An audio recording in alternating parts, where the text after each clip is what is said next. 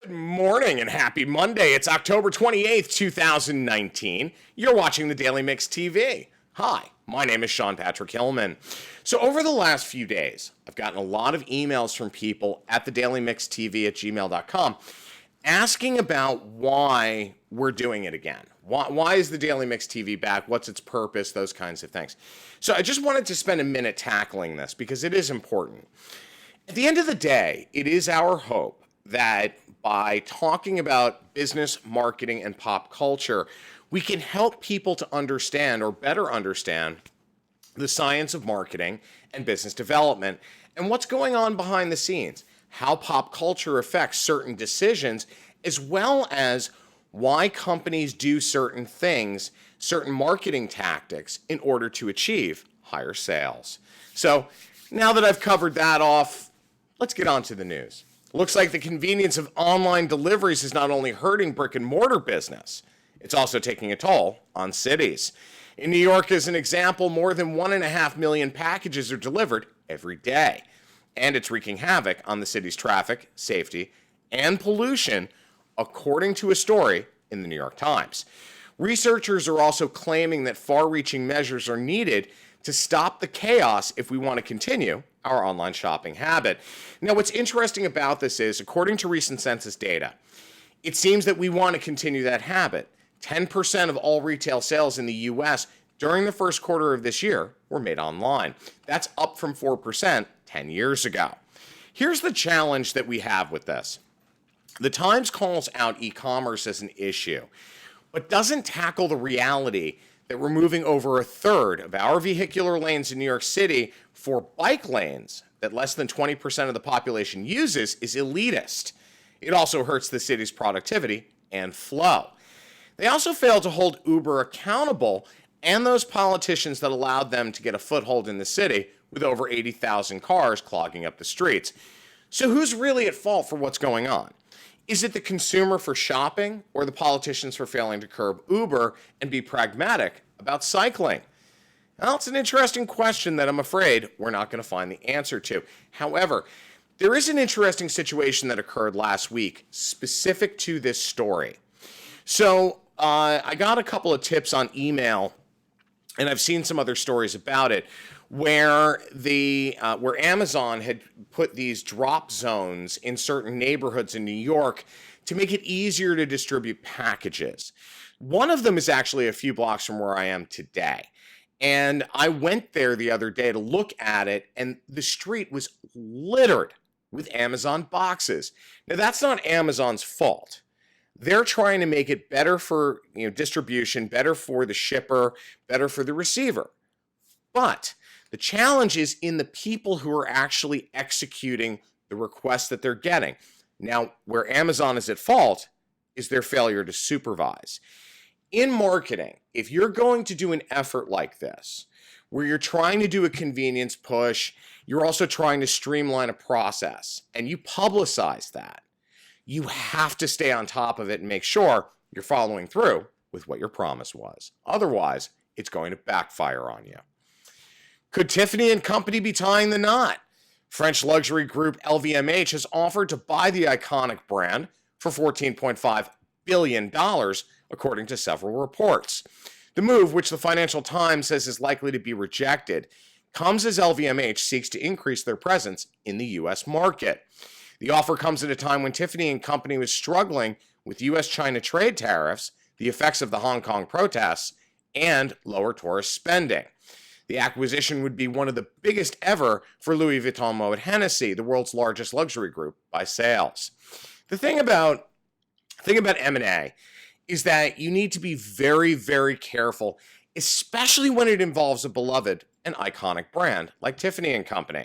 If you're going to acquire a brand like this, make sure that while you are, quote, breathing new life into that brand, that you're not taking such a severe turn that you end up ruining the heritage of that brand and the reason why people shop there. So with Tiffany Co., I know the family that ran it for a long time. In full disclosure, one of them is a good friend of mine. When I think about all of the things that Tiffany has done over the years in terms of their iconic jewelry, in terms of their approach, A few years ago, they took a very drastic turn to try and appeal to more of the hip hop crowd, that kind of thing. And there's nothing wrong with that.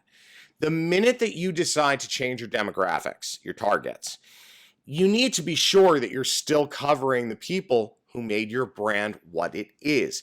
Tiffany Company took its eye off the ball at one point when they were trying to transition, and it bit them in the ass. Now, they've sort of re-cemented who they are and gotten back to brass tacks and are doing things to target younger consumers. That's great. But if LVMH takes over, I guarantee you, they're going to go back to the way they were 100%, because that's what LVMH does, and they do it very well. Sears continues to face hard times, guys. The iconic ailing retailer has reportedly hired investment bankers to help facilitate a potential asset sale. That's according to a report from the Wall Street Journal. The DieHard brand, which Sears has owned for quite some time, may be one of the pieces on the chopping block, according to that report. Now, herein lies the problem, and we've discussed this before. Both Eddie Lampert has basically destroyed both Sears and Kmart with foolish decision after foolish decision, mostly because of greed. Now, what was once a beacon of success, Sears has now become a laughingstock because it failed to evolve, incurred too much debt, and the board allowed a parasite like Lampert to ruin one of America's greatest retail icons. Sears Roebuck and Company, the Sears catalog back in the 50s and the 60s, was the be-all and all. And you flash forward even just 10 years ago, so 50 years later, you flash forward and it's become a joke. All of that is because of real estate speculation, a failure to evolve and adopt the internet when it started, all of those kinds of issues that we've talked about before. Retailers need to stop blaming the internet for their woes. They need to look in-house and say, you know what, we need to evolve. We need to stay true to who we are, but we need to target new consumers. So how do we do that? Well, it's all about pivoting your marketing campaigns and looking at your product offering to make sure that you're appealing to multiple demographics, especially as a retailer. Now, the same is true of Nordstrom. They have definitely evolved and they've done a great job at it. The challenge that I have in terms of department store retail in New York City right now, it's in the toilet, yet these guys were foolish enough to open a massive store on 57th Street and Broadway just last week. They had opened the men's store last year, and it's a ghost town. So while it's the shiny new object in the city, and people will be going there probably through the holidays, I guarantee you come 2020, it's going to be a ghost town. The same is true of Sears. They didn't evolve. In their case, they didn't evolve. But what they did do was open store after store after store and bank lease on lease on lease. That stacks up debt. When you stack up debt in retail, all of a sudden you're going to have trouble paying your vendors. When that happens, they pull product and they take you to court, which is why Sears has bankrupted so many times. State of California is now in a state of emergency over wildfires sweeping the Golden State. The Kincade fire in Sonoma County has grown to at least 30,000 acres, with officials warning it could get worse as strong winds are driving the rapid spreading. About 200,000 people have been ordered to evacuate because of the Kincade fire already, which is the largest of 8 devastating the state. Utility company PG&E has cut power to almost 1 million homes and businesses in the area, and believe it or not, it's also admitted possible fault in causing the wildfire to begin with. Hopefully the state of California can get that under control.